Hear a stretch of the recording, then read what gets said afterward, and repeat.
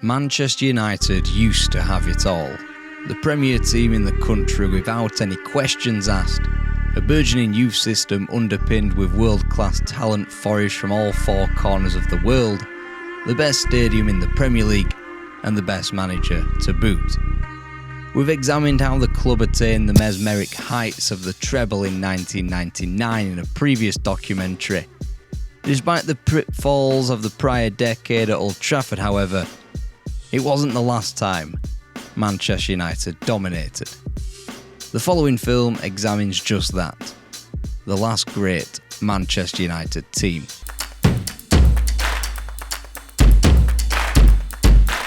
The trophy drought was over. For some clubs, a drought constitutes a decade. For most, it would mean half a century. Manchester United aren't most clubs. It was nearly 2 years since Millwall were defeated in the 2004 FA Cup final. That day, Cristiano Ronaldo opened the scoring in his first final for the club. Ruud van Nistelrooy bagged a brace and Roy Keane was the player assigned to lift the trophy come the end of the match.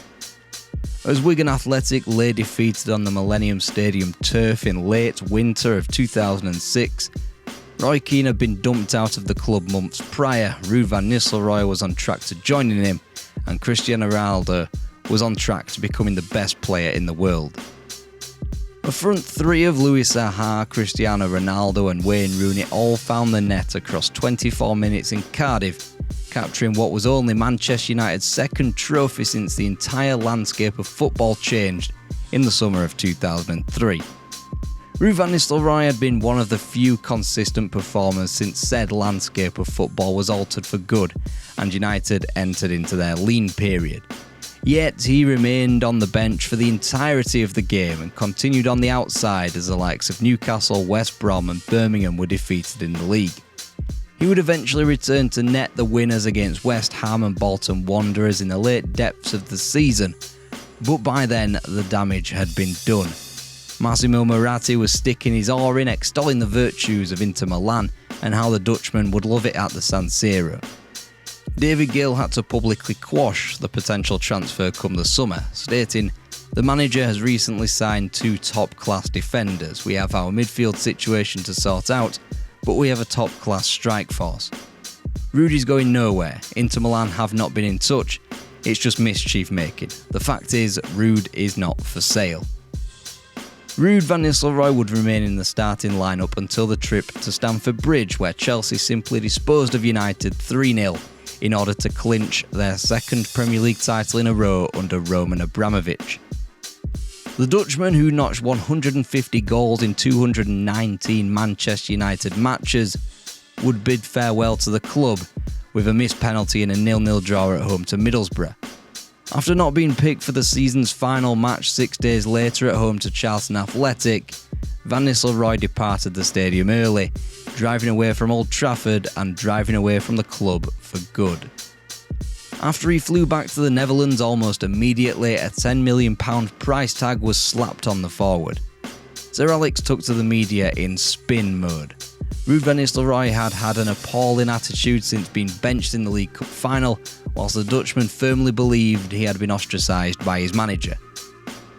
By July, the club's 11th best scorer on record was negotiating with Real Madrid. Bayern Munich's interest was placed on the back burner and Ferguson publicly acknowledged the player's desire to leave. It was that desire that caused Ferguson, David Gill and United to move from their £15 million evaluation. Ruud was sold to the Bernabeu for £10.2 million. A player who had been an incredible shining light for the club, a Premier League Golden Boot winner 3 times, Champions League Golden Boot winner twice, Sir Matt Busby Player of the Year winner, and the scorer of 44 goals in 52 games in what was United's only title-winning season since the treble-winning squad between 1999 and 2001. It was a time of enormous change for Manchester United, perhaps the biggest evolution in Sir Alex Ferguson's time at Old Trafford. Manchester United played 4-4-2 and played hard and fast football until their defence of the Champions League trophy came to a screeching halt. Roy Keane put through his own net in one half and Fernando Redondo turned Henning Berg inside out for another, for one of the all-time great assists in the history of the sport, as Real Madrid eliminated United 3-2 on aggregate in the quarter-finals. United had to change. Gone was the 4-4-2, gone was the Russian roulette of four strikers who all provided something different. Of the four front men that converged on the treble of '99, only Ole Gunnar Solskjaer remained. Andy Cole, Dwight York and Teddy Sheringham, meanwhile, had all vanished by 2002. By which point, Ferguson was attempting to crowbar Juan Sebastian Veron into a midfield five to address the pragmatism of European football and, more successfully, had Ruud van Nistelrooy banging in the goals up front. It was an evolution too late to fend off Arsene Wenger's Arsenal, who romped to a domestic double, an FA Cup and an invincible Premier League season in the space of 3 years. The botched purchasing of the aforementioned Veron, as well as Kleberson and Eric Djemba, was compounded with the departures of treble legends and academy graduates David Beckham, Phil Neville and Nicky Butt. It forced the abortion of Ferguson's evolution, now assisted by Carlos Queiroz, but now a team too young for the might of a team bankrolled by Roman Abramovich. Roy Keane was correct when he said the team of Manchester United in 2001 needed breaking up upon a quarter-final exit to Bayern Munich that year. 2 years later, at the same stage against Real Madrid, United didn't know it yet, but their task was about to get a whole lot harder. Roman Abramovich was in attendance for Ronaldo's hat-trick against United at Old Trafford, a performance so great it confirmed the Russians' interest for purchasing a football club. A little over a year later, upon the acquisition of Jose Mourinho, Chelsea were now taken seriously.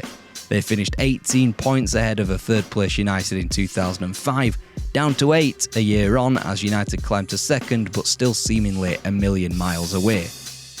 They were getting closer, however. And through the reams of underperformers and no-hopers in goal, Manchester United had finally accomplished the Peter Schmeichel succession plan. Mark Bosnich returned to the club in 1999 and never cut it. To massively understate it, his stand-in Massimo Taibbi was a walking, glove-wearing shambles. Fabian Barthez promised so much, but a string of howlers that included gifting goals to Paolo Di Canio and Thierry Henry in Crunch League and Cup games saw the beginning of the end for the World Cup winning Frenchman. Tim Howard tried and failed to grasp hold of that number 1 jersey, so too did Roy Carroll. But finally in 2005, United had signed a world-renowned number 1, Edwin van der Sar. Slightly ahead of the Dutchman was a defence midway through some much-needed surgery.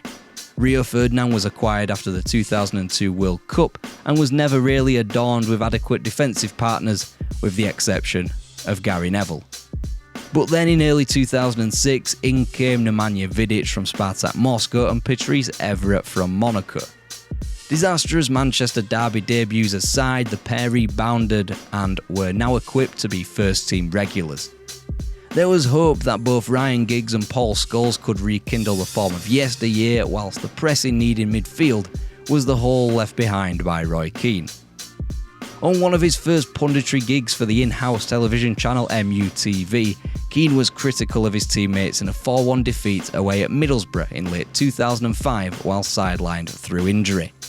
After a fiery team meeting, it was decided that Roy Keane's time at the club was over. By the following summer, he retired after a 6-month stint with Celtic. Up front, however, even without the prolific Ruud van Nistelrooy, Manchester United had a burgeoning young multi-tooled strike force of Wayne Rooney and Cristiano Ronaldo. Rooney was England's hero, possibly the biggest hope of the golden generation, and now aged just 20, he was United's too. The scorer of 3 goals on his club debut in the Champions League against Fenerbahce, he was a little bit raw and always scored less than his hype promised, but was an incredible team player and possessed the type of grit and determination Ferguson needed. Cristiano Ronaldo sprouted up in place of the Real Madrid-bound David Beckham in 2003. Viewed initially from the wider public lens as a showboating one-trick pony with spaghettied hair, the world was gradually coming to the realisation that he was in the latest trifecta of the next generation's greatest players, alongside Lionel Messi and Kaká. This, packed in with the strength in depth, was somewhat present in the shape of Gabriel Heinze, Wes Brown, Louis Saha, Ji-Sung Park, Alan Smith, John O'Shea and Mikhail Silvestre. Compounded with the promising fringe academy players yet to blossom in the shape of Kieran Richardson and Darren Fletcher, United had the beginnings of a team that had designs on the title again. They just had to get through the transfer window with a couple of midfield incomings and escape the 2006 World Cup without any David Beckham France 98-esque bombshells.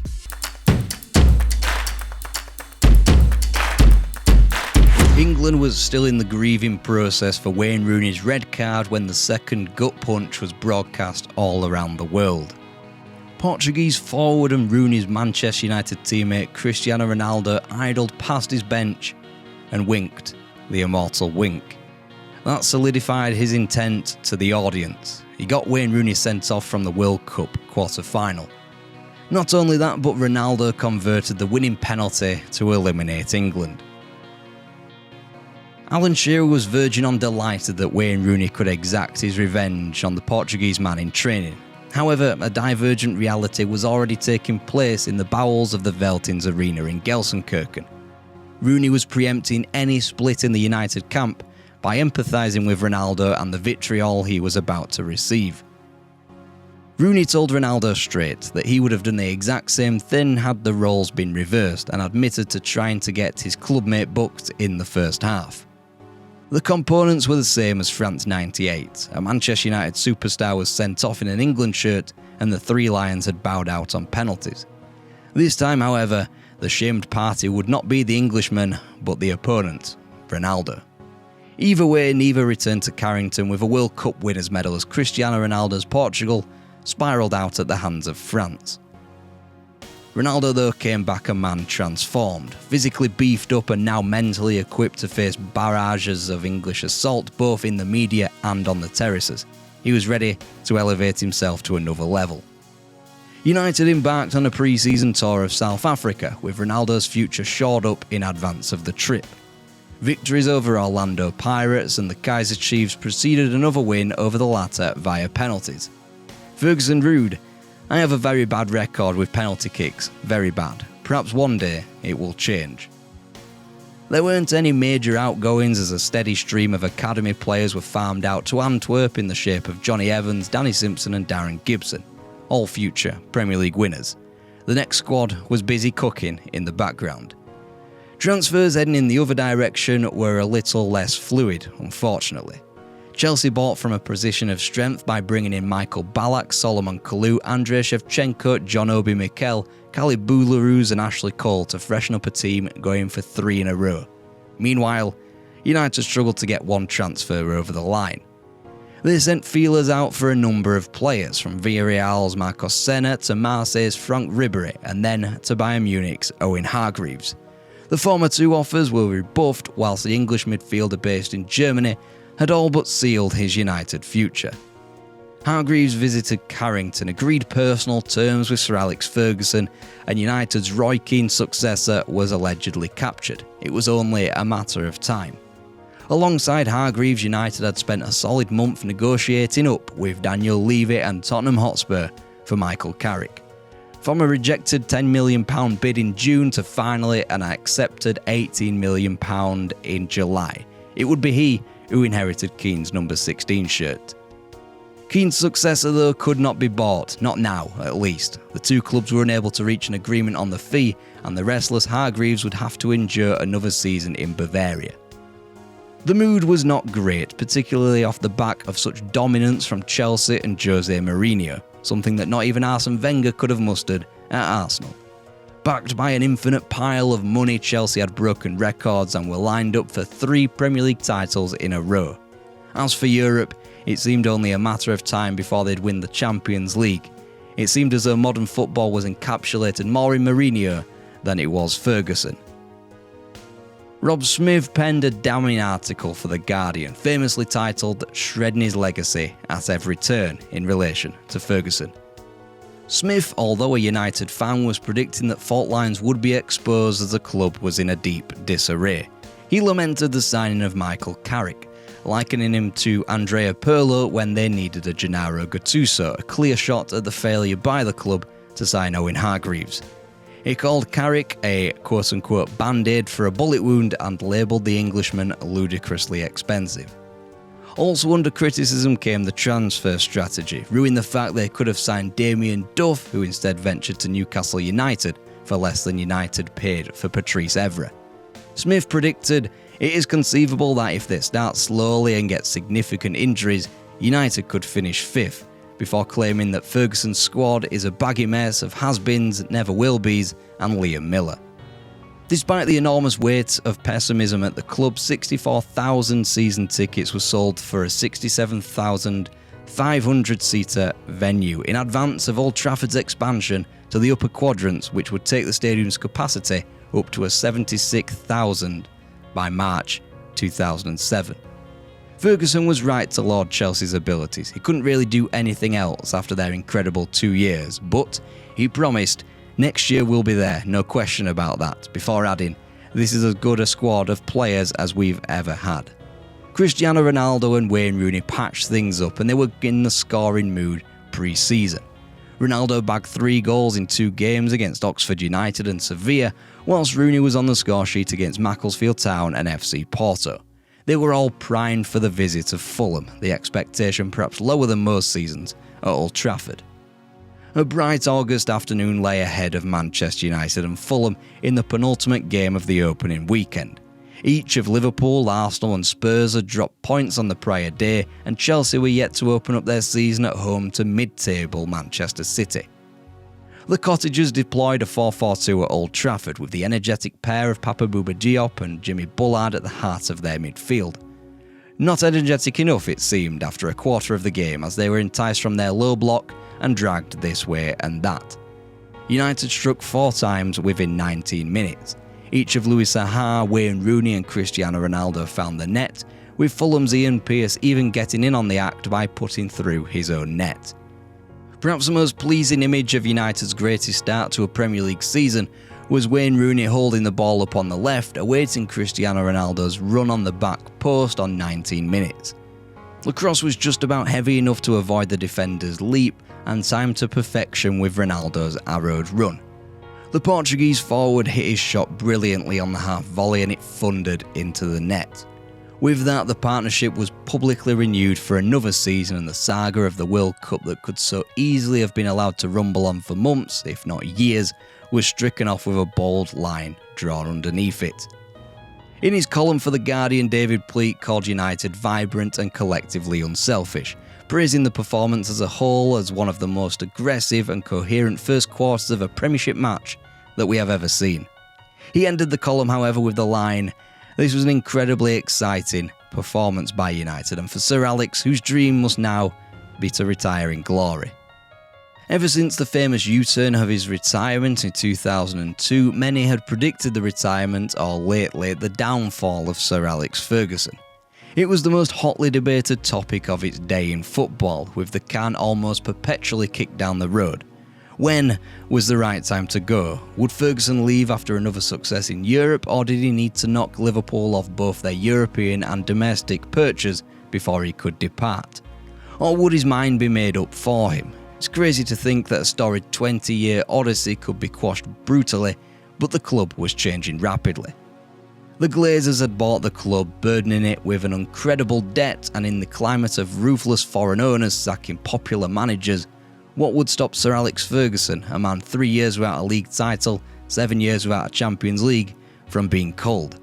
As directors Nick Humby and Andy Anson resigned amidst the onslaught of the Glazer regime, Ferguson remained somewhat loyal and publicly ambivalent to the American ownership, perhaps with self-preservation in mind. He had to win big and win quick to almost reaffirm his legacy with the owners foreign to his former glories. So too to some supporters who had to be escorted away from Ferguson's house when they were displaying a banner that outlined their intentions. He should leave the club. This after an uncharacteristically serene start to the season, 3 wins from 3 in the league, and in first place.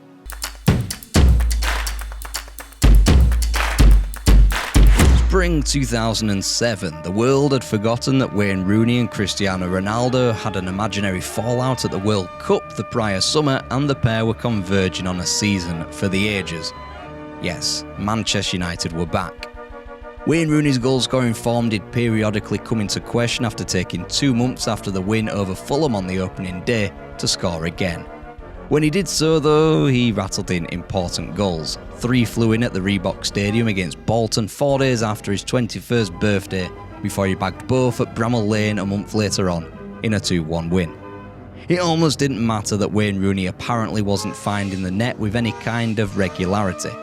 This was the breakout season for his partner in crime, Cristiano Ronaldo, in front of goal. The Portuguese superstar netted 6 across 3 Premier League festive fixtures to earn 9 points against Aston Villa, Wigan Athletic and Reading. From the off, Ronaldo banished the memories of the World Cup and earned points seemingly on his own. He was majestic at the Madejski Stadium despite United only claiming a point at the newly promoted Reading. He would be integral for the next couple of months as United dropped just 2 points from 11 fixtures. Even the points they dropped didn't hamper their title ambitions, as they were able to keep second place Chelsea at arm's length in a 1-1 draw in late November at Old Trafford. United had returned to the summit of the league, with an Ole Gunnar Solskjaer double at home to Newcastle on October the 1st. They would not surrender it for the remainder of the season. Only a late Emmanuel Adebayor goal in mid-September, Alan Kirbishley's new manager bounce at West Ham in December, and Thierry Henry's led comeback at the Emirates in January, and a freakish Rio Ferdinand own goal come April at Fratton Park could beat Manchester United in the league. It was the stuff of champions. There were big wins off the field too, as the futures of Cristiano Ronaldo and Wayne Rooney were sewn up with bumper new contracts. Both were now tied to the club until 2012, although that didn't stop the first rumours of Cristiano Ronaldo's departure to the Bernabeu surfacing in March. United had made Ronaldo their highest paid player, but for a boy who got his footballing break in the Iberian Peninsula, his dream naturally was to play for one of the bigger clubs in La Liga.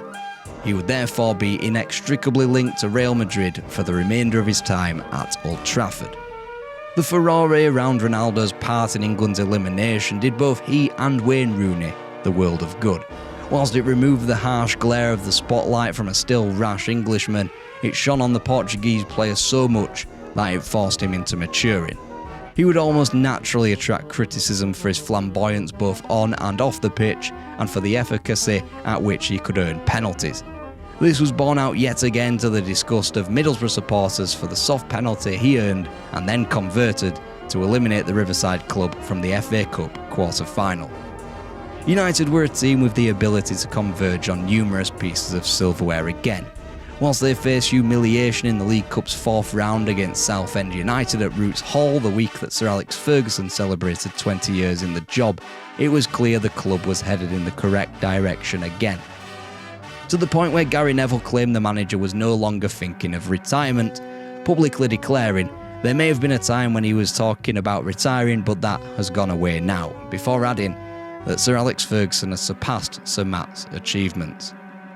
United were top of the league on goal difference in approach to that anniversary, enough momentum that Ferguson announced United would deliver a trophy that season. He stated, "There is a spirit and belief in the dressing room that tells me we will be having a real go at the trophies this year.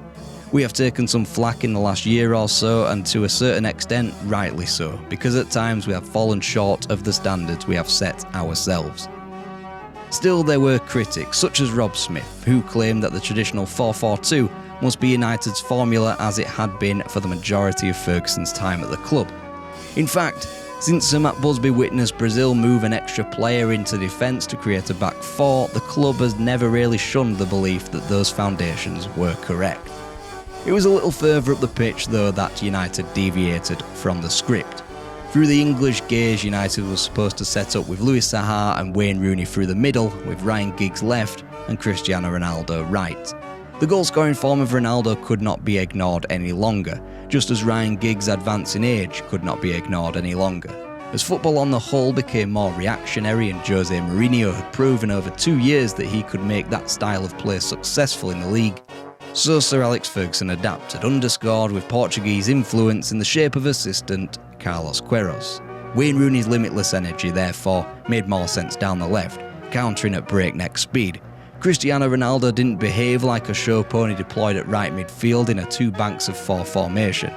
Now, he arrowed in as an inside forward to converge on and destroy mangled defences. Any one of Louis Saha, Ole Gunnar Solskjaer and January loanee Henrik Larsson would remain central to feed on any leftovers. It was a strategy that borrowed some from Porto, some from Greece, some from Mourinho, injected with the type of relentlessness that was bedded into the Manchester United DNA. Whilst many lamented an apparent lack of regular goals from Rooney, he tied Cristiano Ronaldo for 23 goals in the entirety of the season, while Saha and Solskjaer chipped in with 24 between them, and Larsson, in his brief sojourn in Manchester, allowed himself 3 goals in 13 matches and perpetual status as a cult hero for the foreseeable. Just as in the autumnal months, United returned to form after their first taste of football at the Emirates Stadium in January. They blitzed all before them. Tottenham, who some claimed could supersede United in the top 4, were obliterated 4-0, just as Watford and Charlton were calmly swatted aside. It was championship winning form, but the hallmark of champions is to win when all seems lost, when performance levels dip. The epiphanies of championships at Manchester United aren't to be found in the demolition jobs over the likes of Bolton and Blackburn. They're usually ground out victories or late drama, as seen in the past by Steve Bruce at home to Sheffield Wednesday or Eric Cantona up at St James's Park. In successive weekends that straddled February and March, 2 potentially title-winning moments were captured in a bottle. Cristiano Ronaldo's counter-attacking surge down the left at Craven Cottage and superb finish into the bottom corner, and the celebrations that followed in the 88th minute felt like a season-defining moment. So too a week later, when United's poor performance at Anfield was forgotten thanks to a scrappy John O'Shea winner in stoppage time from a set piece. Despite these moments, in the midst of a 7-match winning run in the league, United were being reeled in. Their 6-point advantage with 14 to play after defeat at the Emirates was halved 8 matches later upon United's loss at Fratton Park in April. Chelsea were breathing down United's neck, but it didn't stop chatter about the treble. Carlos Queiroz demanded more than simply winning the league, stating in January, "It's not enough for us to compete only for the league. We also have ambitions and a great desire to win other competitions as well."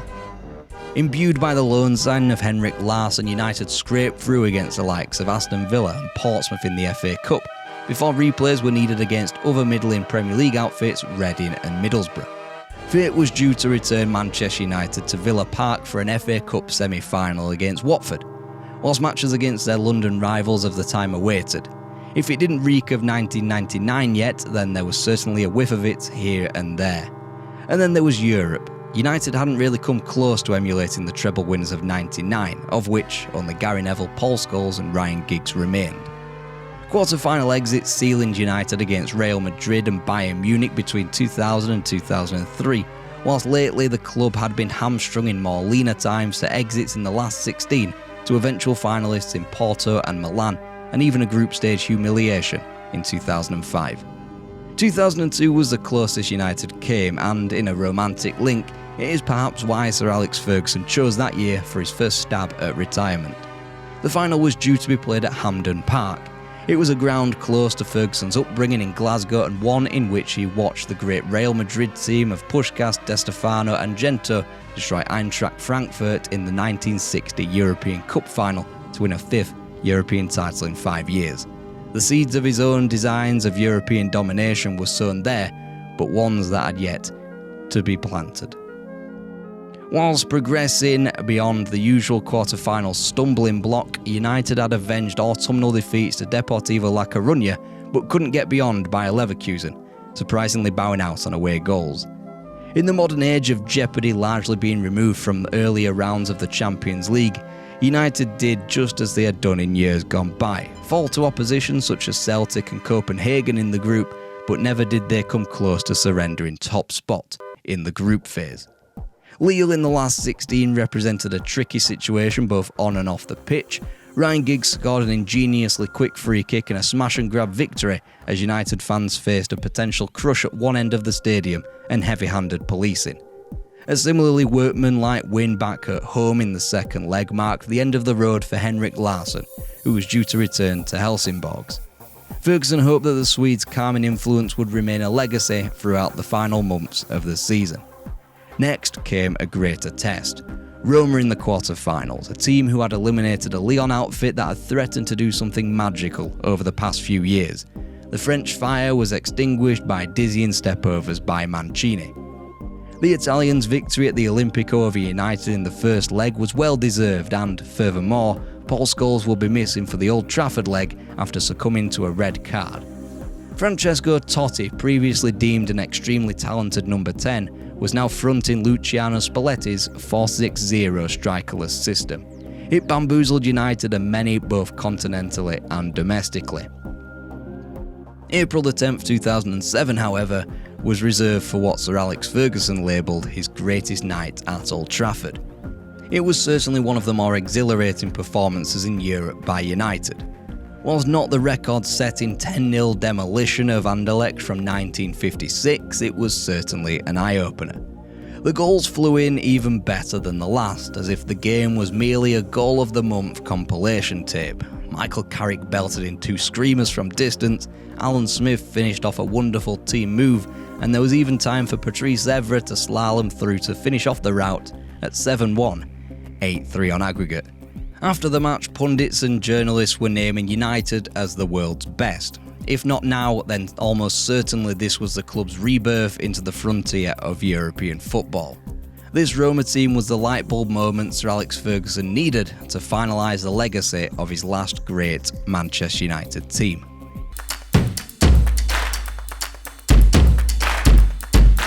English football was back on top, there was no question of that. Manchester United, Chelsea and Liverpool made up 3 of the 4 semi-finalists in the Champions League. United and Chelsea were heading full throttle towards an FA Cup final, the very first at the new Wembley, and were also embroiled for the Premier League title once again. English football was back on top, except the European champions in 2007 were Milan, and they had taught the up-and-coming Manchester United a lesson over 2 legs in the semi-final.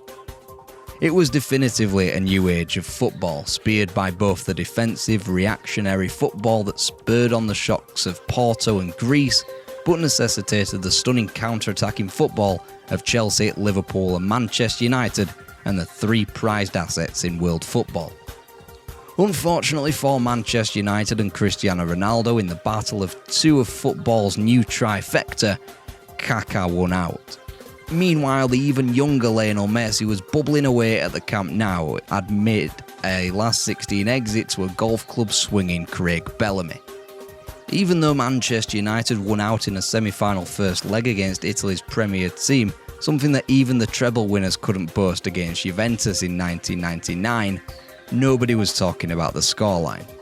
Some of the United persuasion may have coasted off the last-minute Wayne Rooney winner at the death, perhaps even the beautifully lobbed Paul Scholes assist for the second goal.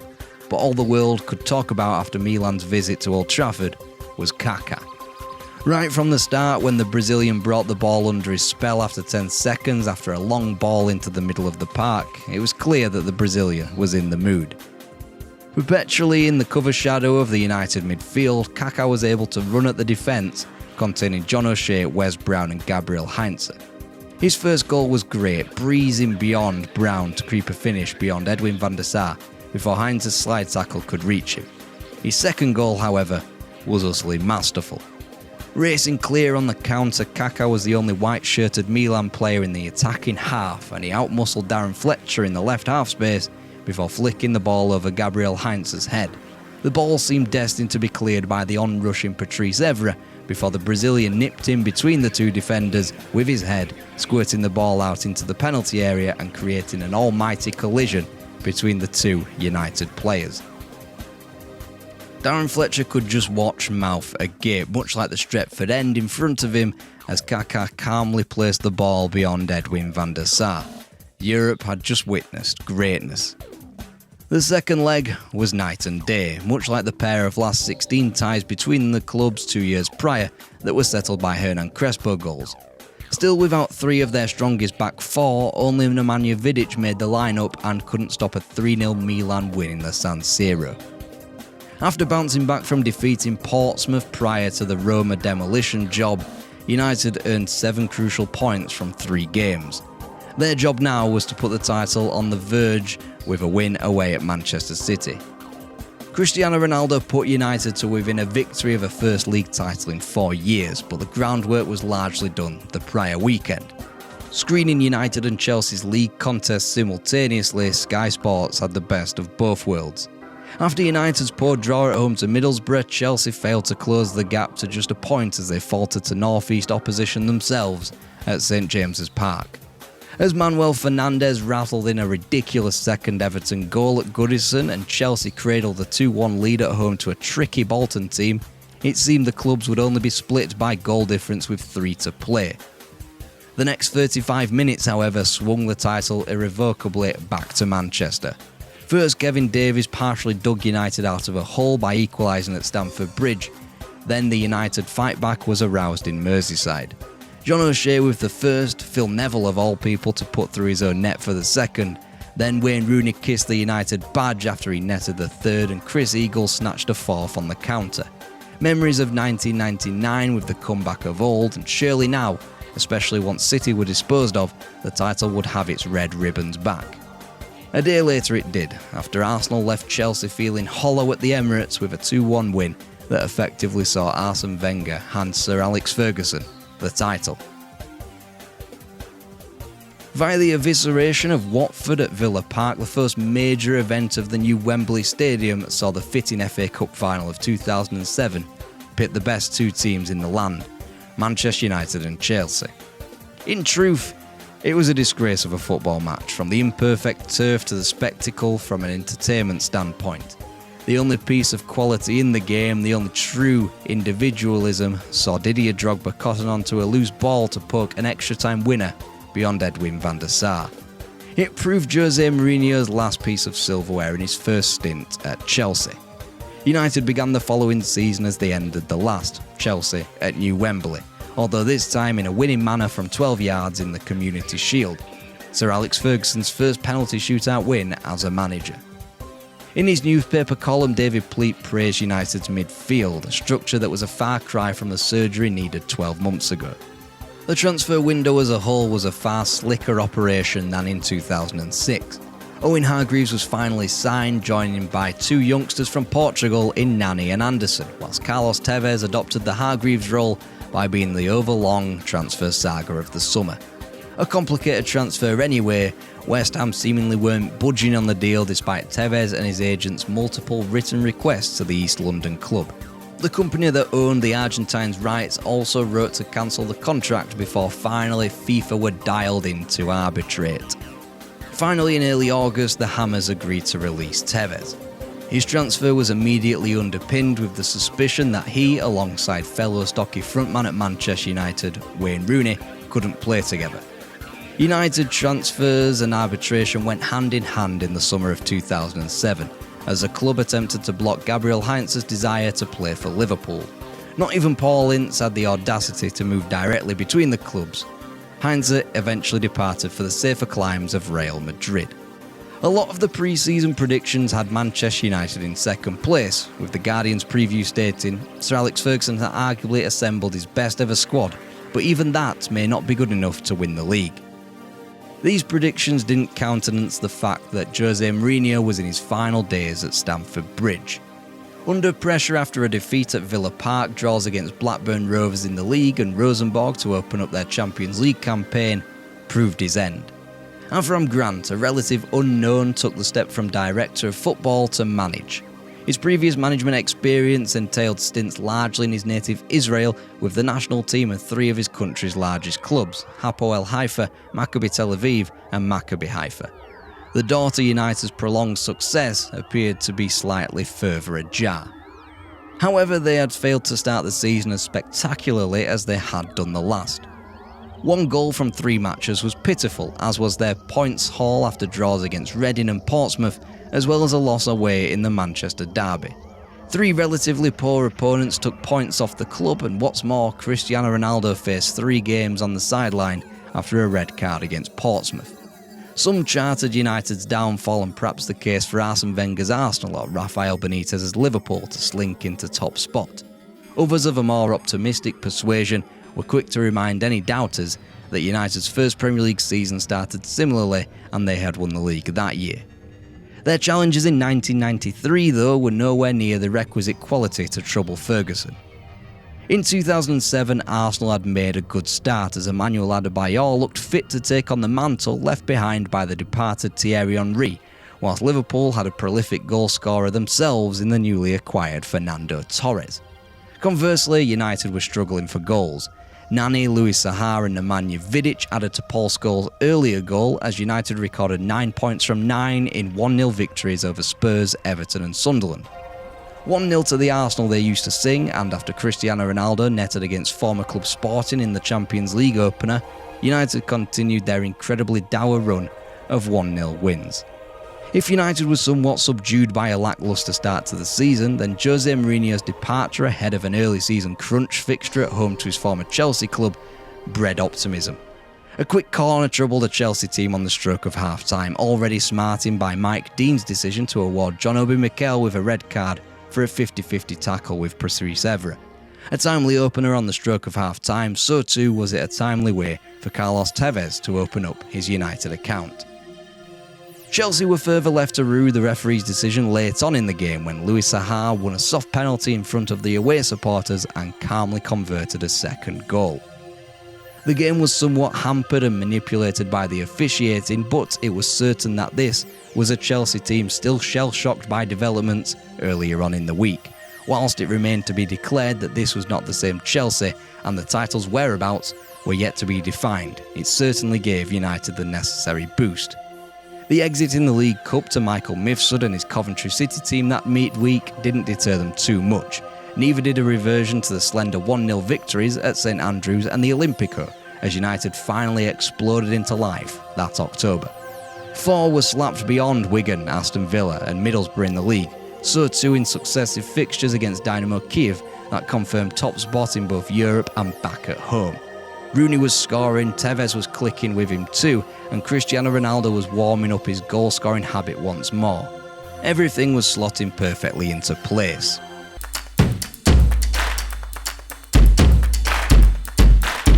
The strength in depth acquired that summer, particularly in midfield, became a particular blessing as the nights got longer and the pitches got heavier. Michael Carrick joined Owen Hargreaves on the sidelines with a fractured elbow which curtailed his season by a month in November. As Carrick returned to the fold, Paul Scholes went down with ligament damage that cost him 3 months of the season, either side of Christmas. Factor in niggles that Wayne Rooney suffered in November as well as the early season suspension for Cristiano Ronaldo, and it was plain to see that United's depth was sufficient enough. So much so that Sir Alex Ferguson declared once again that he had his best ever squad in November 2007. 1994 and 1999 had long been the hallmarks of a great Ferguson team at Old Trafford, and whilst his current team had only really won the 2006-07 league title together and the 2006 League Cup, it was a bold claim that had only become truer in time. The front three of Wayne Rooney, Cristiano Ronaldo and Carlos Tevez was so insatiable that the early retirement of Ole Gunnar Solskjaer didn't appear to hinder the squad whatsoever. Rooney and Tevez were lauded throughout October and November, gelling instantly as a unit, whilst Cristiano Ronaldo firmly hit his stride in approach to Christmas. He netted both goals in wins over Blackburn, Fulham and Everton, and finally scored his first hat-trick in a Manchester United shirt in the home whitewash over Newcastle United. Not content with that, Ronaldo furthered his scoring form with 2 more up at St James's Park and 2 more against Portsmouth. That, of course, included one of the more ridiculous free kicks ever taken in the Premier League. This was in the face of constant pressure from Arsenal, not Chelsea. Ahead of a trip to the Emirates in November, Ferguson lauded Arsenal as his main rivals for the Premier League. We were in the throes of the top 4 domination. Everton had come and gone, so too Tottenham Hotspur, despite promise under Martin Jol, and whilst Aston Villa and Manchester City offered new promise of breaching the top 4, they never really appeared to have enough. United very nearly returned to the summit of the Premier League, but were made to rue a late sloppy error in a 2-2 draw at the Emirates. A festive run of form that saw to another slender win at Anfield thanks to Carlos Tevez' first half tap-in, resulted in only a temporary stay at the top. A Liverpool title push was sworn off by many thanks to another poor performance against the champions, a result that rendered United 9 points ahead of their northwest rivals. Whenever a head of steam developed, it was frittered away with needless defeats. First away at Upton Park in another defeat to an Alan Kirbishley team, the third in a row. Then at home to Manchester City in a day that commemorated the 50th anniversary of the Munich air disaster. Whilst the previous championship winning campaign had dealt season-defining moments in late February and early March, the same could technically be said in 2008, if a little indirectly. Arsenal opened up the 27th matchday of the season away at Birmingham City and had the chance to go a mammoth 8 points clear at the top. Theo Walcott had overturned James McFadden's opener in the second half and Arsenal led 2-1 as the game petered out. The damage, however, had already been done. In the third minute, with his leg planted into the Birmingham turf, Eduardo was caught with a late challenge from Martin Taylor. The Englishman was immediately apologetic as the Croatian forward laid prone, his leg broken in two. The injury combined with a late collapse at St Andrews all but killed off Arsenal's title tilt. 5 games without a win bled into late March, by which point Arsenal was 7 points off the pace with as many matches left to play. There was renewed hope at Old Trafford, now in charge of their Premier League destiny and still fighting on all 3 fronts. Goal difference was sufficiently bolstered to the tune of 10 after a 5-week Newcastle United double-header, a tally that would never be surpassed. As Ferguson revelled in his club's superiority in all metrics, he began to ponder his own future once again, concluding he would be finishing within 3 years. Whilst Man Utd signed his future with the club until at least 2012 and turnover ballooned to an incredible £245 million bolstered the mood at Old Trafford, there always swirled a rumour regarding Cristiano Ronaldo. The talk of Real Madrid was renewed with vigour amid Ronaldo reaffirming his desire to play in La Liga, whilst Real president Ramon Calderón compounded that with the confession that his club was consistently monitoring the Portuguese international. Ferguson called the potential transfer nonsense as United prepared for a heavily criticised mid-season break in Saudi Arabia. Arsene Wenger declared that it would rebound on United in the second half of the season. Later that month, however, Ferguson was challenging his United charges to go and win another treble. He said, "I am looking for successes in Europe as well as at home. We have the players and the backup to do it. We are a more mature team this season in terms of European football." A late show was needed away at Villa Park in the third round of the FA Cup, whilst academic victories over North London opposition in Tottenham Hotspur put United through into a 5th round contest against Arsenal. United's adopted 4-6-0 system rebounded on Arsenal as they flattened another North London opposition at Old Trafford, this time 4-0. Whilst Arsenal's season unravelled the following week in the Premier League and they only snuck into the quarter-finals of the Champions League late on in Milan, United were in full flow. They were able to rest players in their final 2 group fixtures against Sporting and Roma, claiming 4 points from their final 2 fixtures to set up a last 16 with Lyon. Boasting a front line led by Karim Benzema, United just about scraped a draw in France thanks to quick thinking from Carlos Tevez at a dead ball situation. Like Arsenal, United were made to sweat for their spot in the last 8 of the tournament. Ronaldo scoring his 30th of the season to make sure of a 2-1 aggregate victory. Ferguson admitted his team made life difficult for itself, whilst many on the continent noted that the Red Devils needed vast improvement to go on to win the tournament. United managed to avoid their countrymen until at least the final, with each of Liverpool, Arsenal and Chelsea paired off with each other in the other half of the draw. Meanwhile, Barcelona potentially awaited in the semi-final. First though, it was a Roma reunion for the 6th time in 12 months. Back home though was the more pressing matter of the FA Cup quarter-final, a chance to book a place at the new Wembley in its first hostings of the semi-finals since 1993. The quarter-final stage saw the Premier League representation in the competition dwindle from 4 to just 1, as Middlesbrough were beaten at home to Cardiff and Chelsea was stunned by Barnsley, just as Liverpool had been the prior round. Portsmouth manager Harry Redknapp had gotten the better of Manchester United twice in his managerial career. The first came in 1984, shockingly as Bournemouth manager in the 3rd round of the FA Cup, whilst in 2001, Paulo Di Canio outwitted Fabian Barthez for the only goal of a 4th round tie at Old Trafford between United and West Ham. Redknapp's team would score the only goal of this tie too, through a 78th minute Portsmouth penalty converted by Sully Ali Muntari. If I told you that the Ghanaian converted the kick beyond goalkeeper Rio Ferdinand, then you'll know that the scoreline doesn't tell you anything like the whole story. United made just 3 changes after European endeavours against Lyon, with slight rotation, seeing Paul Scholes, Owen Hargreaves and Carlos Tevez back into the starting 11. By half-time though, the writing appeared to be on the wall for United. First, Cristiano Ronaldo was not awarded a stonewall penalty, then Edwin van der Sar was forced off at half-time injured for Thomas Kuszczak. United huffed and they puffed. They struck the post, Cristiano Ronaldo missed a potential winner too, and Michael Carrick was denied by Sylvain Distant's horizontal body on the goal line. It was a caricature of last-ditch defending, a barrage of attacks in front of the Stretford end. Still, Portsmouth stood firm, and from the launching of a simple counter-attack that attracted the suddenly appointed defence of Anderson and Wayne Rooney towards Niko Kranjčar. The Croatian slid the ball between the pair to Milan Baros, who was felled by Kuszczak.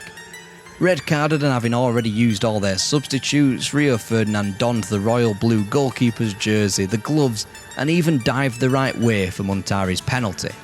It wasn't enough. Portsmouth escaped with the win. On one hand, it was the kind of match that for a normal club you'd hold your hands up, rue the fact that fate wasn't on your side and that Portsmouth's defensive performance was enough to grant them worthy eventual winners of the cup. On the other hand, it was a cup match that the Manchester United of old would have won. The treble sworn off yet again, but still the chance of a historic League and European Cup double loomed large.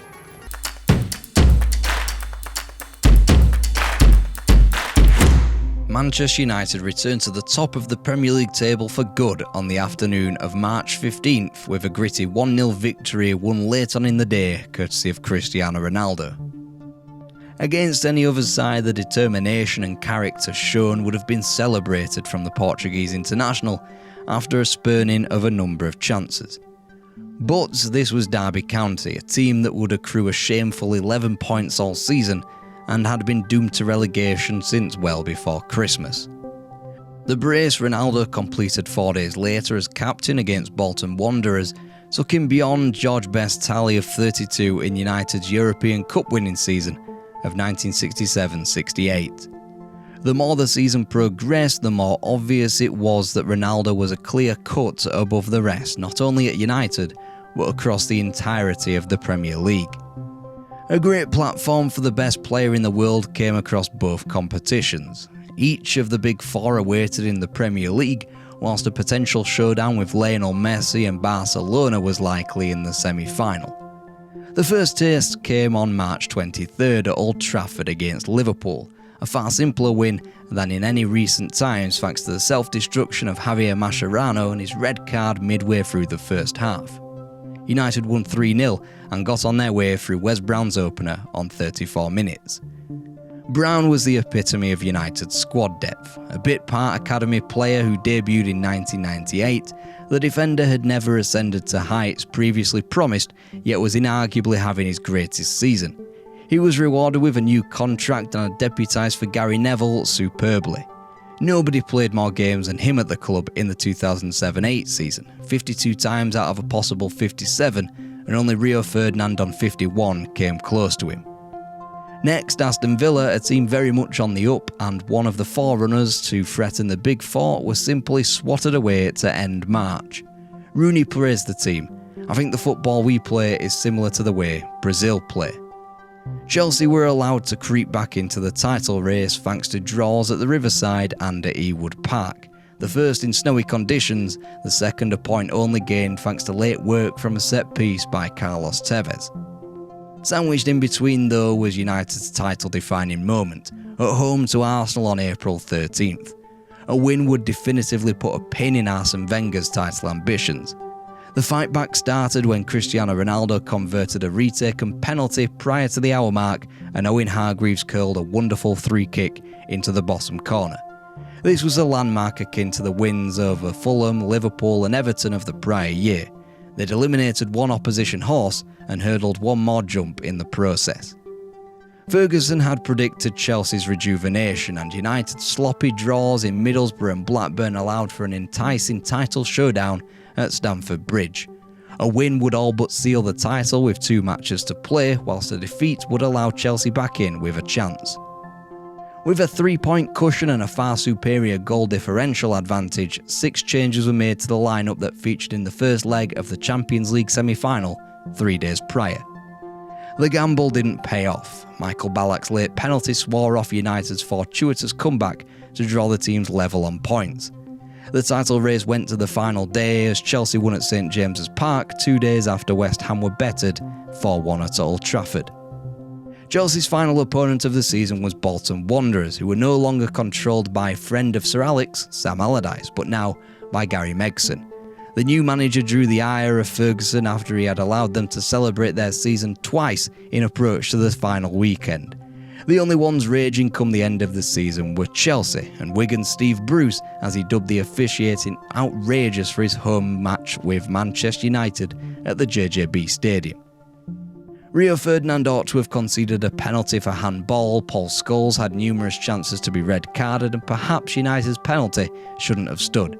However, United prevailed 2-0 winners and were deserving champions as Chelsea were held by Bolton once again at a crucial point in the season.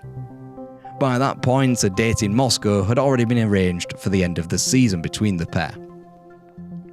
If Roma was a slog in the quarter-finals the prior season, at least initially in the Olimpico, then it was a measured stroll this time round that achieved United's spot in the Final Four. A breeze block of a header from Cristiano Ronaldo and Wayne Rooney's capitalising on a defensive error confirmed a 2-0 win in Rome before a much-changed United was led by the marauding Owen Hargreaves on the right to confirm a simple aggregate win. Of the proposition of Barcelona in the semi-final, Ferguson said, "I think it should be one of the most attractive Champions League semi-finals for a while, and I'm looking forward to it." Lionel Messi versus Cristiano Ronaldo it was billed, and the first leg in Barcelona was stalemated. Messi was sufficiently caged, as were his satellites Xavi and Andres Iniesta, as well as Samuel Eto'o and Thierry Henry. Meanwhile, United and Ronaldo were ruining the missing of an early penalty. Barca manager Frank Rijkaard was impressed with United's defensive display, a 90-minute performance that far outweighed the maturity of the team's age. Ji-sung Park and Wayne Rooney were deployed wide in a midfield 5, both sacrificed for the team ethic. United would score the early goal in the second leg, and it was one of the more iconic Manchester United goals in European football. Gianluca Zambrotta squirted the ball out only to Paul Scholes, around 25 yards from goal, the man Barcelona didn't want it to fall to.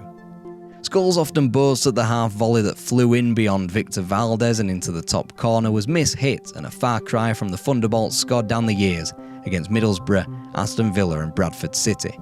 Another caging of Lionel Messi had United through on what was ostensibly a half-goal lead, a victory earned with stalwarts either in defence or up front, as Nemanja Vidic and Wayne Rooney were missing after injury against Chelsea.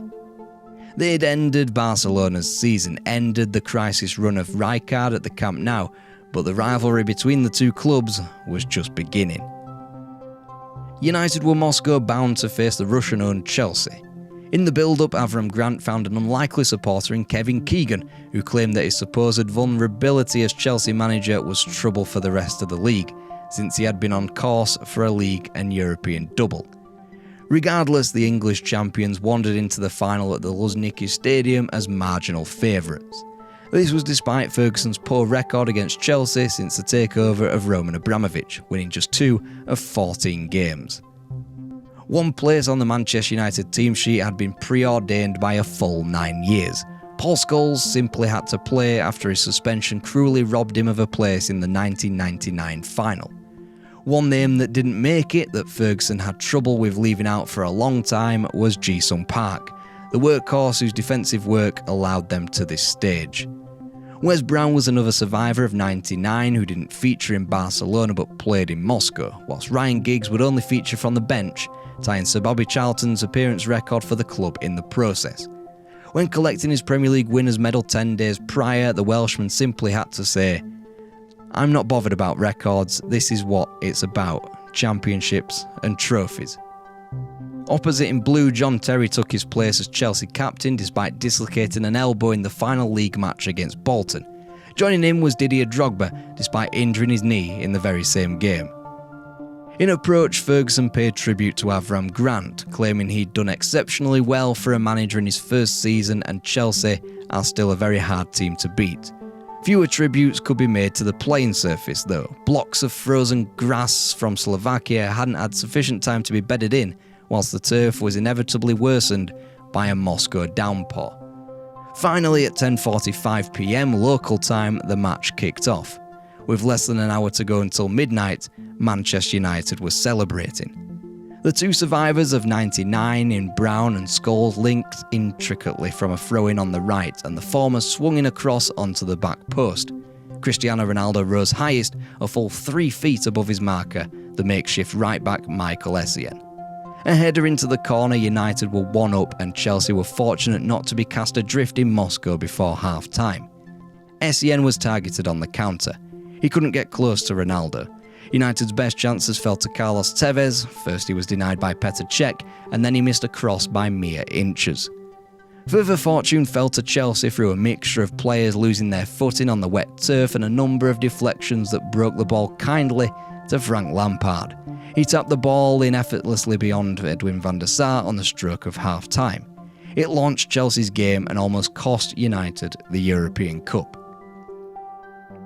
Essien was pushed closer to Ronaldo and the Ghanaian grew into the game, harassing the midfield two of Michael Carrick and Paul Scholes so they couldn't exert control over the game.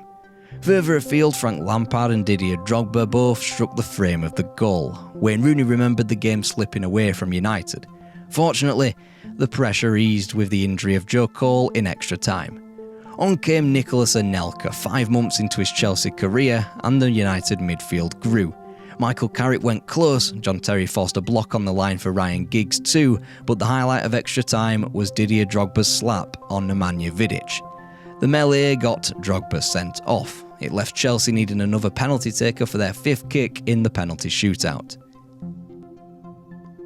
Chelsea had hired Ignacio Palacios Huerta, who had studied penalties for over a decade, and the analyst had to come to one simple conclusion. He revealed to Chelsea that the penalties Edwin van der Sar usually saved were ones struck at hip height and on the taker's dominant side, i.e. kicked across their body. To counteract this, 5 of Chelsea's 7 penalty takers opted to shoot on their non-dominant side, while 6 of United's takers went to their dominant side. Cristiano Ronaldo's stutter gifted John Terry with a chance to win Chelsea their first Champions League. Despite opening his body up as suggested, the Chelsea captain slipped at the crucial moment. The ball squirted off the post and away. United were handed a reprieve and sudden death. Anderson funded one high, Giggs screwed one into the bottom corner, and Nicolas Anelka, as Chelsea's 7th penalty taker, had to score to keep his team in the game. He went to his dominant side, struck the ball at hip height, and Edwin van der Sar comfortably saved it. Clive Tilsley on commentary screamed, "United again," and Sir Alex Ferguson bookmarked this season with his first 2 competitive penalty shootout wins as Manchester United manager. Brian Clough once said, "For all his horses, knighthoods and championships, Alex hasn't got 2 of what I've got, and I don't mean balls." Well, now he did.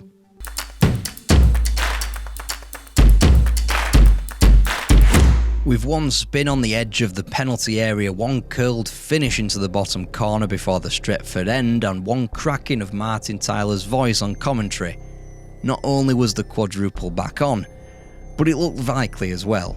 It wasn't Carlos Tevez, Wayne Rooney or even Cristiano Ronaldo to deliver the last-minute winner on April the 5th, 2009, but Federico Macheda, a young Italian academy player who dredged United from their March despair and powered them with enough momentum.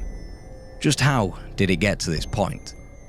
Cristiano Ronaldo was still at the club, don't worry, but United had to fight tooth and nail to persuade the Portugal international to stay for an extra year despite being the champions of Europe.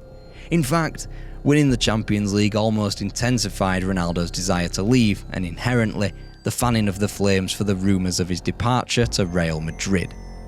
Real president Ramon Calderon remained obsessed with signing Ronaldo, but a last-ditch flight to Lisbon and a one-on-one chat with his manager Sir Alex Ferguson pulled the Ballon d'Or winner from the brink. Ferguson offered the 23-year-old a promise, 1 more year at Manchester United and he could leave. Despite wanting his future sealed in advance of Euro 2008, Ronaldo only verbally agreed to another year at Old Trafford well into July.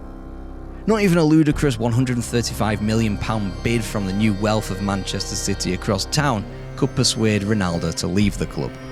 Whichever way you looked at it, Manchester United were without their prime talisman for the first month, and how they struggled to open up the season once again, securing just 5 points from their first 4 league fixtures in a run that did admittedly see trips to Anfield and Stamford Bridge. United spent big, matching Spurs' asking price of £30 million for Dimitar Berbatov.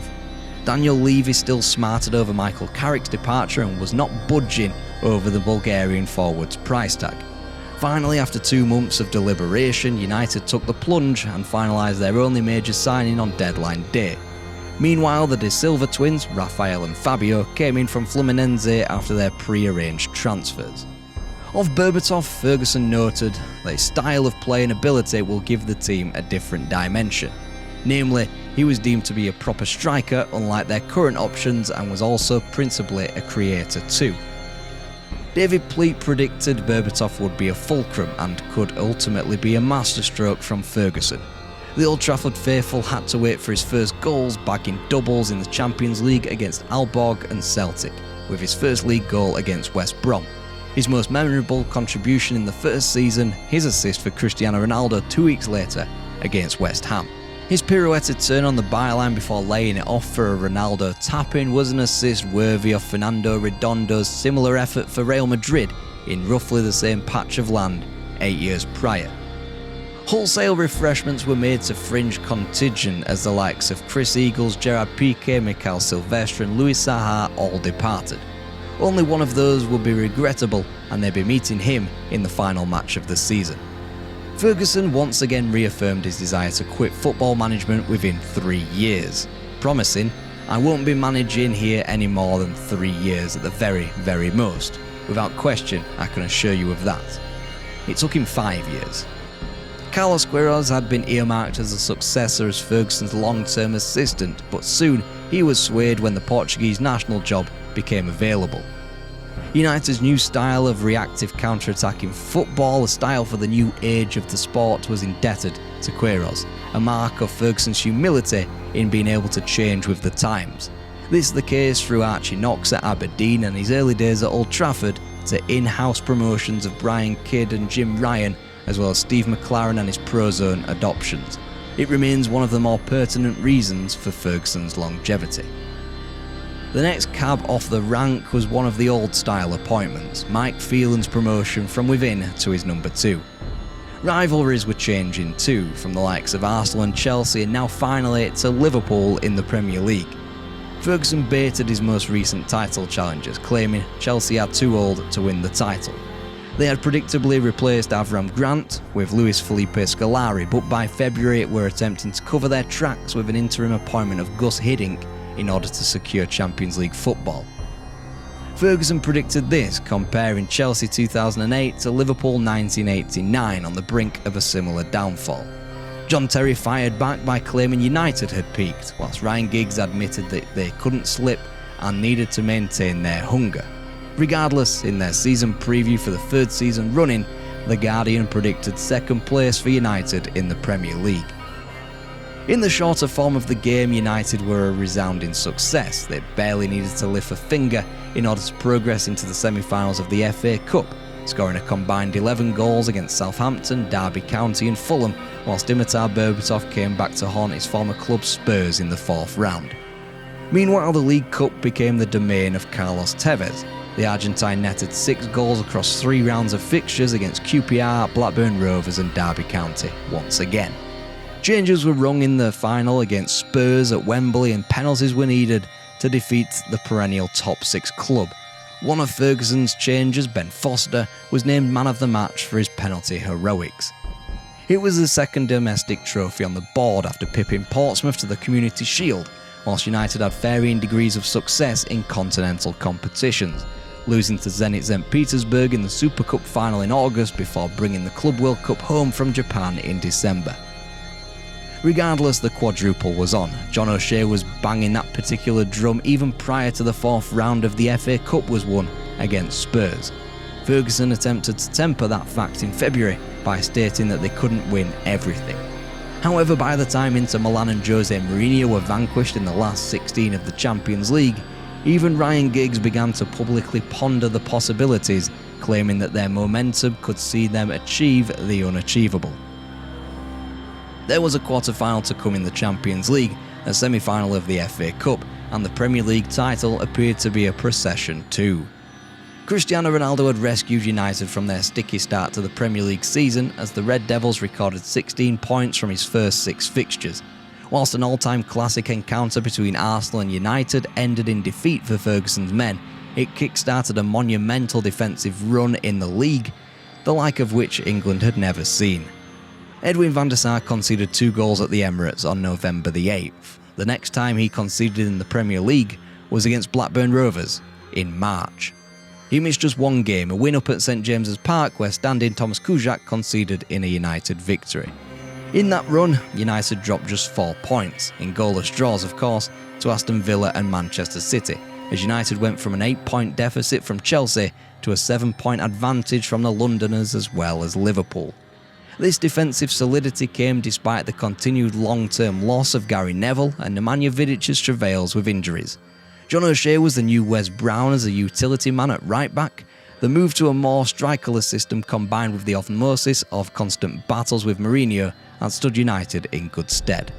When this process began, United kept 21 clean sheets across all competitions in the 2006-07 season. This had nearly doubled to 37 just 2 seasons later. Contrast this with United's similar 3-season period in dominance between 1998 and 2001, and across those seasons United kept 66 clean sheets in all competitions. With the stage managed, Queiroz handled progression in almost every aspect. Right the way through to the maturity of Cristiano Ronaldo, Nani and Anderson, it was a happy accident that Ryan Giggs flourished once again. Many had pondered that perhaps it was the time for both Ryan Giggs and Paul Scholes to move on or retire, as both reached the latter part of their 30s. Instead, both adapted their game. Giggs became a central midfielder in a system increasingly becoming a 4-3-3, whilst Paul Scholes dropped deeper into what could be termed a double pivot alongside Michael Carrick. Their replacements had been purchased, but Giggs and Scholes proved again and again they were evergreen, to the point that Giggs earned the PFA Player of the Year, the third of what would be 4 Manchester United players in a row to have won the accolade. Giggs' landmark moment was the winning goal at Upton Park in a meandering away day in February, where he bobbed and weaved through half of the West Ham defence. It was a period full of hallmark moments, when late winners from Nemanja Vidic, Dimitar Berbatov and Carlos Tevez against Sunderland, Bolton and Stoke respectively displayed that, whilst United weren't the swashbuckling unit of old, they did retain that character. United even had time to swan off to Japan for the Club World Cup, won it, and whilst they were gone, all their rivals failed to win in the league. Upon their return, Rafael Benitez had a present for United, imploding in a seemingly benign pre-match press conference where he vividly explained the quote-unquote facts in an attempt at a character assassination of Sir Alex Ferguson. The United manager, who had been around the blocks just one too many times, discarded the Liverpool manager as quote-unquote disturbed and moved on, quickly thrashing Chelsea 3-0 to end the Blues' title ambitions. By March 14th, United had the chance to end the title race as a contest when they welcomed Liverpool to Old Trafford. A win would put United 10 clear at the top with 10 to play and a game in hand. When Cristiano Ronaldo bagged a first-half penalty, it was incredulous that come the end of the following weekend, only 1 point separated United and Liverpool, and Ferguson's title rivals suddenly acquired a superior goal difference. The result was the bullying of Nemanja Vidic by Fernando Torres, United's heaviest home defeat in 17 years in a 4-1 defeat, and a subsequent implosion away at Craven Cottage, where both Paul Scholes and Wayne Rooney were needlessly sent off in another defeat. United had lost successive league games for the first time in 4 years and had a fortnight to stew on it thanks to the international break. 1 point was the lead, the game in hand still remained, but Liverpool had the momentum and had struck upon gold in their 4-4-1-1, with Steven Gerrard as a 10 feeding Fernando Torres. Meanwhile, some questioned Dimitar Berbatov's signing, and Cristiano Ronaldo, while still having a good season, was very clearly on a victory lap rather than furthering what he had done the prior season at the club. Liverpool had the chance to momentarily go top of the league table and did so with a stoppage time Yossi Benayoun winner at Fulham that had all the hallmarks of an eventual title winner. United hosted Aston Villa the following afternoon, went 2-1 down and told Liverpool to hold their beer. Cristiano Ronaldo squirmed a leveller in with 10 still to play as Ferguson played all his cards available to him. In the absence of Wayne Rooney and Dimitar Berbatov, Federico Macheda and Danny Welbeck were thrown on. An old hand in Ryan Giggs fed Macheda the ball in the 93rd minute. The rest was history. The momentum was back.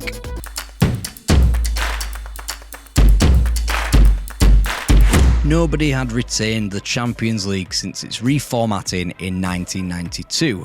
Nobody had really come close to doing so in a decade. Sir Alex Ferguson was edging nearer and nearer, making the desire to dominate in Europe a reality. It started in inauspicious circumstances, with Villarreal welcome to Old Trafford. Perhaps it wasn't the best of omens considering Villarreal stopped United from scoring in both group stage games the previous times the side met in the 2005-06 season. What's worse is that United were humiliated in Europe that season, not even suffering relegation to the UEFA Cup for the second half of the season. 2 more games against El Submarino Amarillo and United's chances of scoring a goal sunk drastically. 2 more games against Villarreal and 2 more 0-0 draws. Berbatov's goals in the Champions League, 4 goals across fixtures against Aalborg and Celtic, 2 3-0 victories in a group phase that play to the stereotype of diminished jeopardy in a 32-team competition. At the halfway mark of the group, United matched Villarreal stride for stride, almost to the minute as the group progressed. As United earned a late point at Celtic Park, Villarreal surrendered 2 in a 2-2 draw in Denmark. As United went down to a surprising 2-1 half-time deficit at home to Aalborg on the final day, Villarreal shipped a second goal in Glasgow. United didn't have to be at their best, winning 2 and drawing 4 in a far less impressive manner than they achieved the same record exactly a decade prior. That year, United went on to win the lot and begun the knockouts with Inter Milan. This year, they had an extra knockout round to face and begun those knockouts with, of course, Inter Milan. Old foes in 1999 were on the pitch as David Beckham prevailed over Diego Simeone. 10 years on, the foes were pitchside, Sir Alex Ferguson hoping to get one over on Jose Mourinho for only the second time in a true competitive fixture. A patchwork defence thanks to Man Utd's suspension and a number of injuries didn't have to work too hard for a goalless draw in the San Siro. All the recent historical trends pointed to a typical Mourinho away day performance and the grinding out of an ugly win. The draw at the San Siro marked 20 unbeaten in the Champions League for United, 2 better than the 2-year period in which Ferguson first became a European champion. The eerily comfortable 2-0 win at home at Old Trafford ticked that sequence over into 21 and earned Ferguson his first win over Mourinho since November 2005. Nemanja Vidic got the first and Cristiano Ronaldo found the net when Zlatan Ibrahimovic misfired. The quarter-final opponents marked a reunion with Porto, 5 years after the Portuguese outfit stunned Manchester United at Old Trafford on their way to winning the competition for the second time. United didn't have it all their own way in what was a quarter-final first leg against the Portuguese team. United had fallen behind early but had looked to snatch victory away from the jaws of indifference thanks to Wayne Rooney's quick-fire equaliser and Carlos Tevez's late strike. If 2-1 was an imperfect advantage to take to such a cauldron as the Dragao in such an important fixture, then the sloppy equaliser found by Mariano in the last minute saw United travel to the continent firmly on the back foot. United hadn't kept a clean sheet in 5 games, a far cry from the prior fortress of a defensive record. In Porto, they had to rely on their steel of old and hope someone up front could provide a spark. If Paul Scholes' winner at home to Barcelona in the prior year's semi-final was an iconic European goal, then Cristiano Ronaldo's upon his return to his homeland was the most ridiculous. In the 6th minute, Ronaldo picked the ball up in an area so benign that the match director opted to erroneously cut to a close-up of the Portuguese international gliding up the pitch. As the camera angle switched, Ronaldo rasped a 40-yard thunderbolt into the top corner. The goalkeeper could have had a week's 4-1 in about the shot and still wouldn't have saved it. It was a type of goal that could happen in any game and destroy the structure and plan of any match, but it worked perfectly for United against a team who were without their manager. Jesualdo Ferreira was banned from the touchline, and perhaps that limitation came to the fore as Porto were unable to break United down in what was eventually a 3-2 aggregate triumph. Meanwhile, in the domestic game, United edged closer and closer to what ought to have been a pinnacle of Ferguson's time in charge. Federico Macheda chipped in with another timely winner up at Stadium of Light to earn another 3 points, this time shinning one in late in the day. After the second leg, after United overexerted themselves in Portugal after their first leg mishap, Ferguson felt pressed into wholesale changes for the semi-final of the FA Cup against Everton. 8 changes saw the likes of Fabio Da Silva, Danny Welbeck, Darren Gibson and Federico Macheda all start against David Moyes' team. Whilst the likes of Evra, Scholes and Berbatov could be relied upon the bench, whilst Everton could only call upon such luminaries as James Vaughan and Jack Rodwell, the Toffees still ensured United came unstuck from the penalty shootout. The quadruple dream was over, not even a replication of the treble was possible now. Still, the chance at immortality presented itself when Arsenal travelled north for the semi-final first leg of the Champions League with Manchester United. United had faced English opposition in continental competition 3 times, and on all 3 occasions they had won. In truth, Manchester United could have made that 4 wins from 4 in the very first leg effectively half-time in the tie. Come the end of the match, Patrice Evra boasted that they ought to have won the contest by 4. However, they would have to make 2 with just the 1, as Evra's defensive colleague John O'Shea popped up with another incredibly important goal, the only goal in a 1-0 victory. In the age of the away goals rule, 2-1 was a precarious lead to take into an away fixture, but 1-0 was viewed as more advantageous. In this scenario, being a same-nation tie, the away goals rule mattered even little, if it mattered at all, in the 21st century. If anything, the most important thing United did in the first leg was keeping a clean sheet, even if most neutrals believed that the door was slightly ajar for Arsenal to sneak back into the game. Within 10 minutes of the second leg, there wasn't a neutral or even the most optimistic of Arsenal fans still believing that the Gunners had enough in their armoury to qualify for only their second ever Champions League final. Tragedy struck in North London when the young Kieran Gibbs slipped at the most inopportune moment to allow Park Ji-sung to prod home on 8 minutes. Given United's defensive record throughout the season, there should have been enough confidence for just the 1 goal to be enough for qualification into the final. Moreover, United had conceded just 5 goals in the Champions League all season, and 4 of those came at home in 2-2 draws against Aalborg and Porto. The only player to score in front of his home fans in the Champions League against United, Celtic's Scott McDonald. Still, United hammered home their advantage, further raising the bar for any Gunners' ammunition by thundering in a second goal on 11 minutes. If Paul Scholes' goal against Barcelona in the prior year's semi-final was iconic, and Cristiano Ronaldo's thunderbolt against Porto in the previous round was the most ridiculous, then Ronaldo's free kick to put United 3 goals to the good on aggregate was just merely preposterous. Preposterous in the goalkeeping error from Manuel Amunia to allow the shot through his hands, preposterous that 40 yards on the angle, Cristiano Ronaldo deemed the situation fair game for a shot. Preposterous still that if it should happen in any game, it should happen in a Champions League semi-final against a bitter old rival. Preposterous that it went in at all. So after 6 days of fanning the flames of a potential rivalry renewal between Ferguson and Wenger, United and Arsenal, it took 11 minutes to stamp on those flames and permanently extinguish them. United were in vast control of the contest, it never really looked to slip away. And they capped it all off with one of the brilliant team goals, not just in Manchester United's history or the Champions League history, but in the history of football itself. The ball in came from Bakary Sagna on the right and was dealt with serenely by the head of Nemanja Vidic. It trickled 40 yards out to Cristiano Ronaldo, who expertly swept it back to Park Ji-sung with a flick of the outside of his boot. 1 touch to take himself to within feet of the opposition half, another for the South Korean to play Wayne Rooney through on goal. The forward slowed things down ever so delicately with a couple of exquisite touches that took him towards goal. He was allowing Cristiano Ronaldo to motor into the penalty area to breeze beyond Johan Giroud. An equally delicate third touch, the pass into Cristiano Ronaldo's path, which the Portuguese international met without breaking stride. First time finish, now Manchester United were 4 goals to good in the tie. 8 touches of the ball it took from Bakary Sagna's failed cross at one end to Ronaldo sealing the tie at the other. Perfection. And the entire tie would have been perfection, but for an unnecessary gut punch on 75 minutes. United had been here before in semi-final second legs, ruin missed players for the final. In 1999, both Roy Keane and Paul Scholes were booked in Turin against Juventus and wound up missing the greatest night in club history the following month in the Camp Nou.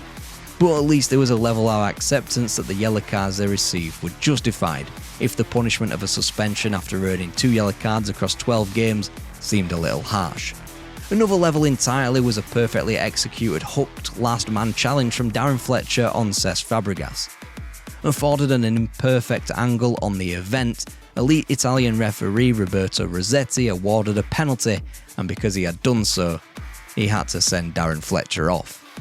If United's fate was decided by one cruel refereeing decision, they further learned of their fate the following night at Stamford Bridge, when Chelsea, Barcelona and Tom Henning of Vrebo took to the field to decide the second 2009 Champions League finalist.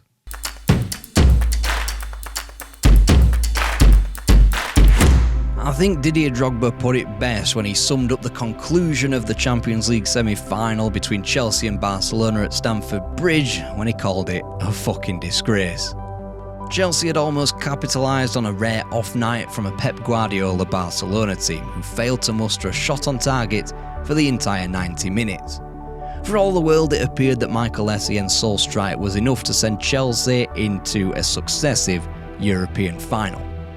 Then the heartbreaking bolt from the blue of Andreas Iniesta's strike from distance that ripped the place in Rome away from Chelsea on away goals. That wasn't the story though. The story was the repeated Chelsea penalty appeals, more vociferous than the last, being routinely turned down by Norwegian referee Tom Henning of Vrebo. Of the 5 discernible shouts for a spot kick, at least 2 were stonewall and almost justified the act of Michael Ballack attempting to rugby tackle the referee on the transition. To the average Manchester United fan, it almost didn't matter who the opponent was in Rome. They'd be confident of their place as the first ever club to retain the Champions League. After all, they had beaten both Chelsea and Barcelona on their way to their 3rd European title 12 months prior. A lot had changed in the interim though. Both had ditched their managers, Avram Grant for the experienced Luis Felipe Scolari before pivoting again to another renowned name in Gus Hiddink. They were a distant 3rd in the Premier League title race and seemingly a light year away from the days of Jose Mourinho, even if most of the protagonists on the field remained. Meanwhile, Barcelona looked towards a process in promoting Pep Guardiola, shunning the application of the more experienced former employer, Jose Mourinho. Guardiola was strong enough to make wholesale changes, not bowing to the romanticism of Ronaldinho and Deco, and implementing a style of play through Dani Alves, Xavi, Andres Iniesta, and first and foremost, of course, Lionel Messi. And they were on course for a treble. In the hindsight, the idea that Manchester United fans may have preferred Barcelona in Rome is utterly laughable. United still had work to do in the Premier League before they could even think of the Champions League final anyway. If their last gasp 3-2 victory over Aston Villa was United's moment of belief, then the night where Andre Arshavin ruled Anfield, scoring 4 times for Arsenal, was further cause for celebration. It was fitting that this title race was between Manchester United and Liverpool, as Sir Alex Ferguson's side were now breathing down their rival's neck in terms of titles won. Liverpool had been stuck on 18 since 1990, at a time where United could only dream of adding to their 7 league titles. Arsenal with 10 and even Everton with 9 had superior tallies, whilst Aston Villa were level on 7 with United. Some 16 years later and United were a month away from joining Liverpool on their perch. The momentum continued to be ratcheted up, from United's 2-goal comeback against Spurs, where their Fab Four of Rooney, Ronaldo, Tevez and Berbatov showed that they could match the ruthlessness of old in a damaging 5-2 hammering. Another comeback, this time in midweek through Carlos Tevez and Michael Carrick, further turned the tide in United's favour. It left 1 point between United and the league title when Arsenal visited Old Trafford for the 2nd time that month. Arsenal, with their season already cast aside as another success thanks to their place in the top 4, offered little in another goalless return in Manchester. A 0-0 draw confirmed title 18 and, more importantly, gave United's strongest 11 time to rest ahead of Rome. After Darren Gibson underlined United's season with a stunning strike, the only goal of a 1-0 win at relegation-threatened Hull City, all eyes darted towards the Italian capital. After wrapping up another 3 league titles in a row, the only thing vacant in Sir Alex's legacy was European domination. Becoming the first team to retain the Champions League would cement it eternally. He not only had Pep Guardiola's Barcelona in opposition, but the weight of history. The competition started with an outlier in Marseille's disqualification as European champions in the 1993-94 season, following their sordid end to a league title defence at Valenciennes. The 90s, though, followed a pattern of elite teams returning to the showpiece event 12 months on. Holders Milan lost to Ajax in 1995, who in turn lost to Juventus in 1996, who in turn was stunned by Borussia Dortmund 12 months down the line. It had been 12 years, but United became the 4th holder to return to the final immediately. In the meantime, Borussia Dortmund and Real Madrid twice over had fallen at the penultimate hurdle, whilst Bayern Munich, Milan and Real Madrid once again fell as United's treble winners did at the quarter-finals. The reformatting of the last 16 from the 2003-04 season opened up new possibilities and increased the difficulty level for a team to retain the trophy. In the past 4 years, each of the holders had fallen at the first knockout round, from Porto and Liverpool to Barcelona and Milan. Just like 2008's semi-final, the finale in Rome 12 months on was predictably billed as Lionel Messi versus Cristiano Ronaldo. The Portuguese international won the first encounter.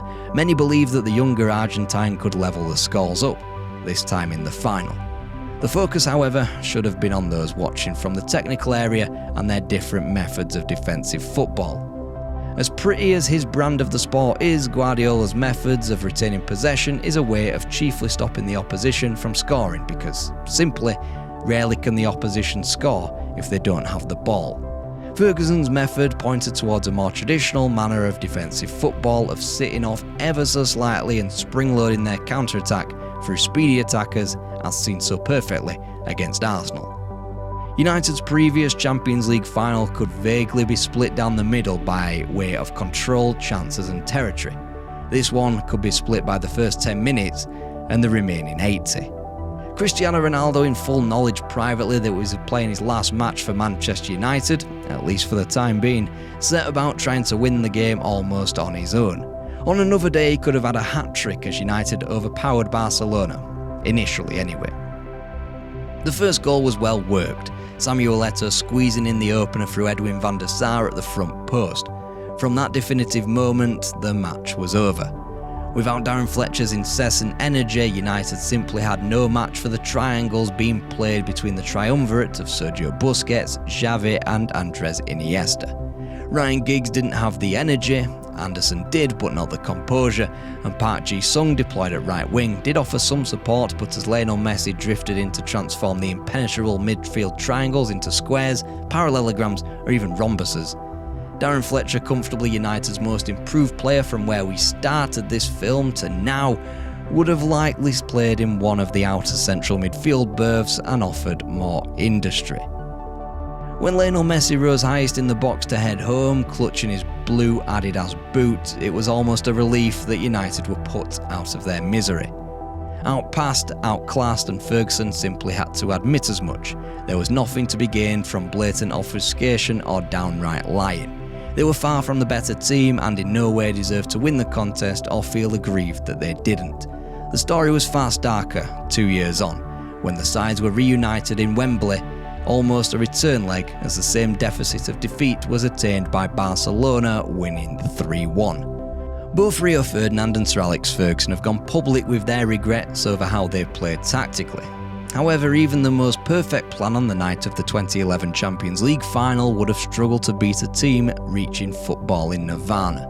The greatest teams ever assembled, of which Ferguson can lay claim to have created, are often only defeated when they're at a major fault or are grossly unlucky, not because their opponents have an incredible day. Sir Alex Ferguson retired in 2013 without truly creating the European dynasty that was comparable to the one he left behind at home in multiple competitions, or even the continental dynasties left behind by clubs like Ajax, Liverpool, Bayern Munich, Milan, Barcelona or Real Madrid. Those clubs never won a Champions League title against the greatest club ever made. Those who did, Inter Milan and Chelsea, only did so under the most extenuating of circumstances. From miraculous acts such as Lionel Messi fluffing a penalty, multiple 10-men-behind-the-ball performances and a literal continental volcanic eruption that forced Barcelona to drive a bus to Milan.